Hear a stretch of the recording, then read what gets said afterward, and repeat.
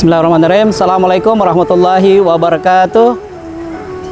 Innal hamdalillah nahmaduhu wa nasta'inuhu wa nastaghfir wa na'udzubillahi min sururina anfusina wa min sayyiati a'malina may yahdihillahu fala mudhillalah wa may yudhlil fala hadiyalah.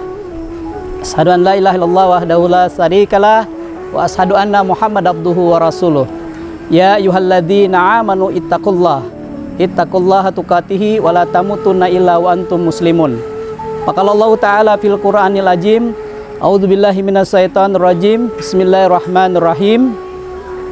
Wa in ta'udduhu ni'matallaha la tuhsuha. Innallaha ghafurur rahim. Shadaqallahul azim. Ayah bunda yang sama-sama dirahmati Allah Subhanahu wa taala, alhamdulillah tiada untayan kata yang patut kita lantunkan pada kesempatan yang berbahagia ini kecuali memanjatkan puja dan puji syukur kehadirat Allah Subhanahu wa taala, yang mana Allah telah mengaruniakan kita nikmat yang sangat besar, nikmat yang tidak bisa dihitung dengan harta kita, yakni Allah menitipkan iman di dada kita, Allah memberikan kita kesempatan sehat pada diri kita, dan Allah menitipkan Islam kepada diri kita. Sehingga pada kesempatan yang penuh berkah ini, mobil khusus di bulan suci Ramadan ini, kita dipilih oleh Allah Subhanahu wa taala untuk bisa berjumpa di bulan suci Ramadan ini. Inilah bentuk kesyukuran kepada kita kepada Allah Subhanahu wa taala, sebagaimana Allah mengingatkan kita dalam Al-Qur'an tadi, wa in ta'udduhu ni'matallaha la tuhsuha innallaha ghafurur rahim. Dan jika kita menghitung-hitung nikmat Allah, niscaya kita tidak dapat menghitungnya. Innallaha ghafurur rahim. Sesungguhnya Allah Maha Pengampun lagi Maha Penyayang. Alhamdulillah, tentunya pada kesempatan yang berbahagia ini Allah memilih kita di bulan suci Ramadan untuk bisa bertemu di bulan yang penuh maghfirah ini. Tentunya kalau kita berbicara di bulan Ramadan ini, bulan yang penuh dengan ampunan, bulan yang penuh dengan maghfirah.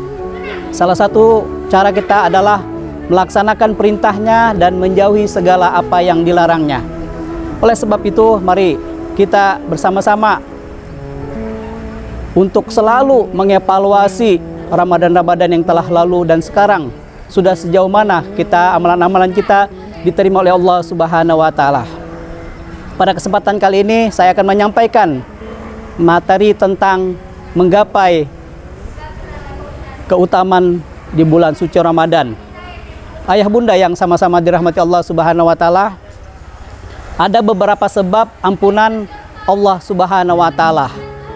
Yang pertama, yakni melaksanakan puasa sebulan penuh di bulan suci Ramadan. Ayah bunda yang berbahagia, Rasulullah SAW bersabda, barang siapa yang berpuasa di bulan suci Ramadan karena iman dan mengharap pahala dari Allah Subhanahu wa taala. Hadis riwayat muttafaq alaih. Tentunya kita bersyukur bisa bertemu di bulan suci Ramadan ini karena Allah telah memilih kita. Mari kita songsong Ramadan ini, di pertengahan Ramadan ini, untuk selalu memaksimalkan potensi kita untuk dekat kepada Allah Subhanahu wa taala. Yang kedua, sebab-sebab diampunilah dosa kita di bulan suci Ramadan adalah melaksanakan sholat di tengah malam. Tentunya orang yang sholat malam adalah orang-orang yang dipilih untuk bangun mengingat Allah Subhanahu wa taala. Rasulullah SAW bersabda, barang siapa yang sholat malam karena iman, karena mengharap ridho dari Allah Subhanahu wa taala, itulah dosa-dosanya diampuni Allah Subhanahu wa taala. Hadis riwayat muttafaq alaih. Tentunya kita menginginkan sembari kita bangun, kita lanjutkan dulu sholat malam walaupun hanya 2 rakaat. Insya Allah dosa-dosa kita diampuni Allah Subhanahu wa taala.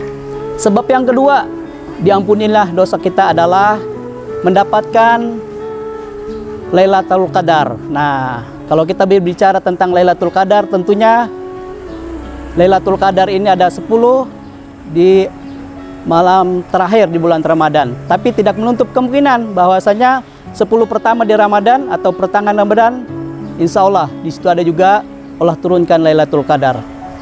Oleh karena itu Rasulullah SAW juga berfirman, barang siapa yang melaksanakan sholat di malam Lailatul Qadar karena iman dan mengharap pahala dari Allah Subhanahu wa Ta'ala.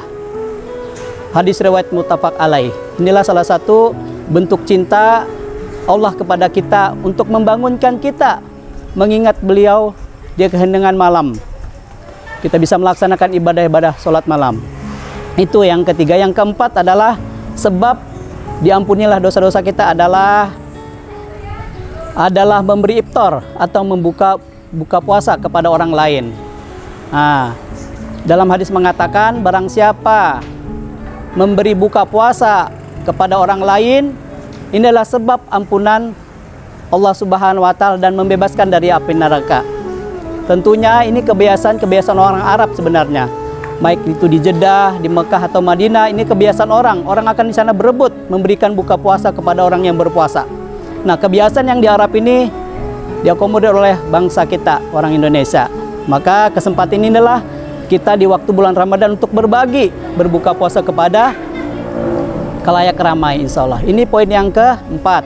Poin yang kelima adalah selalu memperbanyak zikir, doa, dan istighfar kepada Allah Subhanahu wa Ta'ala.